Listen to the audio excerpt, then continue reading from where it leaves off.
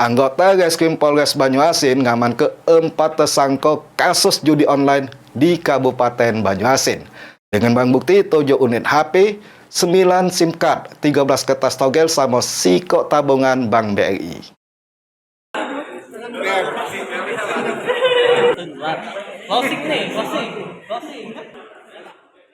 Polres Banyuasin bersama jajaran berhasil ngaman ke-4 tersangka kasus judi online di Kabupaten Banyuasin.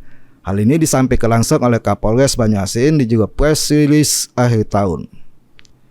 Uji Kapolsek Banyuasin, pihaknya telah nangkep 4 tersangka dari 2 perkara dengan barang bukti 7 unit handphone, 9 SIM card, 13 kertas togel, sama siko tabungan Bank BRI.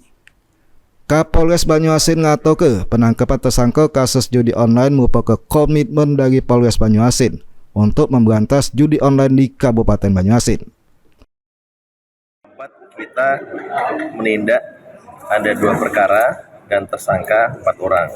Untuk barang bukti ada 7 unit handphone, kemudian 9 buah SIM card telepon, kemudian 13 lembar potongan kertas bertuliskan angka pesan togel, dan 1 buah buku tabungan Bank BRI, ATM Bank BRI. Ini adalah komitmen daripada Polres Banyuasin untuk memberantas judi online sesuai dengan program daripada Pak Prabowo, Presiden kita, bahwa kita harus terkait judi online ini harus kita berantas seakar-akarnya.